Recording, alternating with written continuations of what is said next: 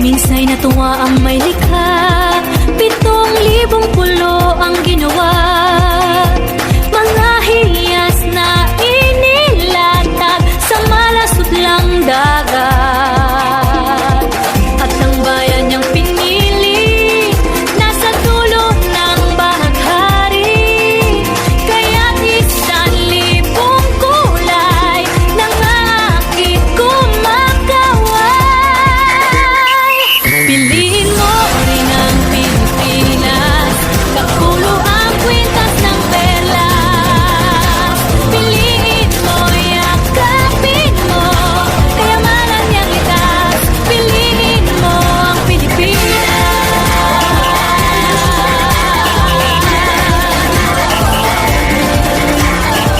Kasayahang di mapatid, ramdam sa bawat awit.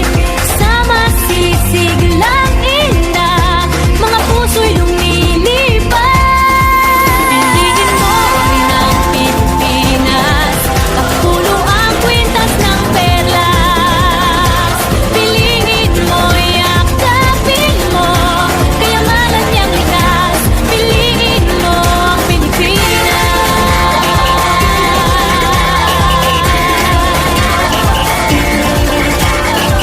At ang ngiti ng may kapal, taglay ng bawat nilalang. May lambing na tumutuyan sa buong pakiramdam. Piliin mo rin ang Pilipinas, kapulo ang kwintas ng perlas. Piliin mo, yakapin mo, kayamanan niyang likas. Piliin mo ang Pilipinas. Dito ay tinadhana, araw, buwan at mga tala, ganap na magniningning. First, the Intramuros, Manila, considered the political, educational, and religious center of the Spanish Empire in the Philippines and the historic core of Manila. Intramuros used to be an opulent, walled city, strategically located along the Manila Bay. It was the seat of Spanish rule from the late 16th century to the 19th century. The walls were constructed between 1590 and 1872, encompassing what was then the entire city of Manila. Of this day, it houses many significant landmarks like a Manila Cathedral, San Agustin Church, Casa Manila, Baluarte de San Diego, and Fort Santiago, where the national hero Jose Rizal was incarcerated.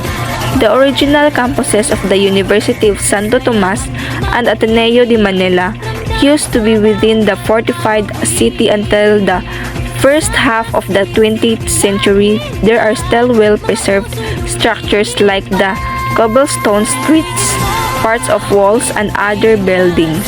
And the second is Rizal Park, Manila. Situated on the southern border of Intramuros, Rizal Park is a 58-hectare historic urban park, one of the largest in Asia. Its history dates back to 1820 when Paseo de Luneta was built on the former location of Bagumbayan. During the Spanish rule, especially in the 19th century, the park was the site of numerous public executions. The most notable were that of Rizal and Dagom Borza, Gomez, Burgos, and Zamora. The three priests. Other historic events held here were the Declaration of Philippines Independence from the United States in 1946 and the 1986 EDSA Revolution. The most outstanding landmark of the park is the Rizal Monument, where his remains lie and marked by a statue made of bronze and granite, declared a national park in 1955 as Luneta National Park. It was then renamed Rizal Park in 1967 in honor of the country's national hero. Other points of interest within the park are the National Museum Complex, National Museum of Natural History, the National Museum of Anthropology, National Planetarium, Independence Flagpole, Musical and Dancing Fountain, Botanical Garden, Corino Grandstand, and San Lorenzo Ruiz Plaza. And the next is the Binondo, Manila. Driving further north of Intramuros across the Pasig River through Jones Bridge, the huge and intricate new Binondo Chinatown arc greets and beds commuters and city dwellers. Established in 1594, Binondo is the first and the oldest Chinatown in the world. That alone makes this is a worthy historical destination. The location just outside Intramuros was strategic in the sense that the Chinese Catholic immigrants could still continue trading while being monitored by the Spanish government in the 16th century. Up this day, the area is a hub of trade and commerce mostly run by Filipino-Chinese residents. One of the main draws of Binondo is its colorful and delicious food scene. There are so many gastronomic gems scattered around this extensive food hub, most of which cannot be found anywhere else but in Binondo. Other famous products have branched out, but local tourists still visit the origin of their favorite Binondo grabs. Other places of interest are Ongpen Street, Escolta Street, Plaza San Lorenzo Ruiz, and Binondo Church. The Rizal Shrine, Calamba, Laguna. Declared by the National Historical Commission of the Philippines as a national shrine. The structure stands on the same location of the Rizal family's ancestral house. It is reconstructed version of the original two-story Spanish-era Bahay na Bato using similar materials like hardwood, adobe, stones, bricks, and capiz shells among others. The reconstruction began in 1949 as ordered by then President Quirino and was launched to the public on the 19th of June 1950 in time for the 89th birthday celebration of Rizal. The only deviation from the original exterior appearance is the walls painted in green instead of the original white. As the birthplace of Rizal, it features collections and memorabilia that center around his childhood. The shrine also cradles the remains of Jose Rizal's parents. The property also houses a library, a gallery, an audio-visual room, and a souvenir shop. Other landmarks near the shrine are St. John the Baptist Parish Church and the City College of Calamba. The Banawi Rice Terraces, built by the ancestors of the indigenous people of Ifugao centuries ago. The Banawi Rice Terraces was declared by the government as a national culture treasure in 1973.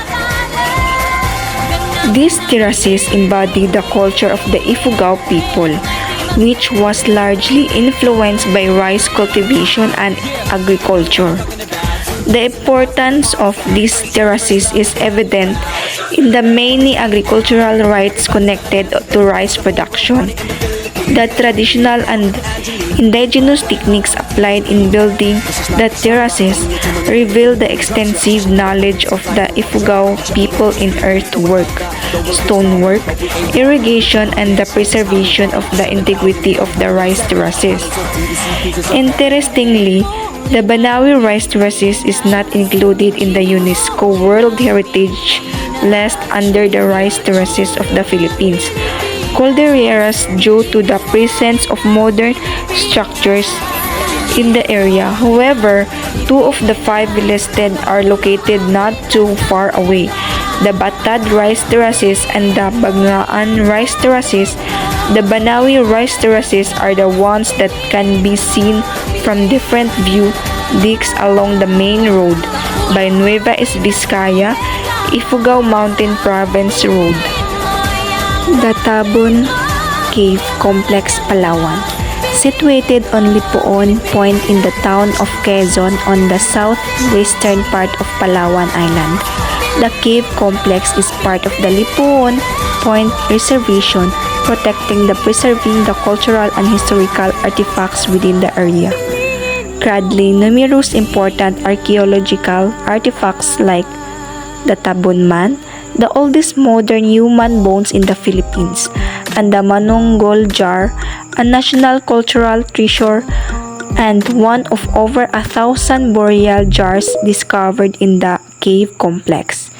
Designated as a national cultural treasure by the National Museum in 2011, the complex is said to have 215 caves, but only 7 of these are accessible to the public, including Tabon, Igang, and Liang, among others. The Mactan Shrine, Cebu. Located along Ponta Engaño Road on the northern part of Mactan Island in Cebu. The Mactan Shrine encompasses 2 monuments, the Lapu-Lapu Shrine in one end and the Magellan Marker, also Magellan Monument, on the other.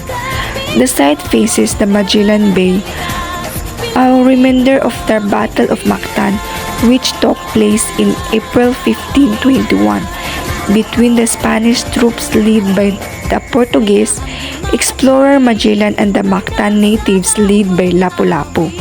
The battle led to the defeat of the Spaniards, causing them to retreat. If you get hungry while exploring the shrine, try the traditional Visayan sutukil from the nearby Sutukil Seafood Market restaurant chain. Magellan Cross, Cebu City. This is located adjacent to Basilica Minor de Santo Niño in the heart of Cebu City. The Magellan Cross is one of the most visited historical landmarks in Cebu. The site is said to be exact location where Portuguese Magellan planted the cross upon his arrival in Cebu in March 1521. As stated on the marker of the bottom of the cross, the original artifact is encased inside the wooden Tindalo cross. The painted ceiling illustrates this historic event. A Sandugo Shrine, Bohol. In March 1565, a blood compact between Spanish explorer Miguel Lopez de Legazpi and Bohol chieftain Sikatuna took place as a symbol of friendship between the Spaniard and the Filipinos. This was famously called the Sandugo, a tribal tradition sealing allegiance and confirming solidarity between tribes. Both representatives cut their arms and pour their blood into a cup, divide the mixture equally, and drink them until both cups are emptied. The moment is immortalized by the Sandugo Shrine, Bohol Compact Shrine, in Tagbilaran City. But the truth is, monument does not mark the actual spot where the historic treaty was made. In 2006, the government of Bohol determined the actual site where it happened to be in Luay, the municipality between Albuquerque and Lubbock. The actual site, now called Blood Compact Marker, is situated along Bohol Circumferential Road, Tagbilaran East Road. The Barasuin Church, Malolos, Bulacan. The Donggyon of the Defiant, the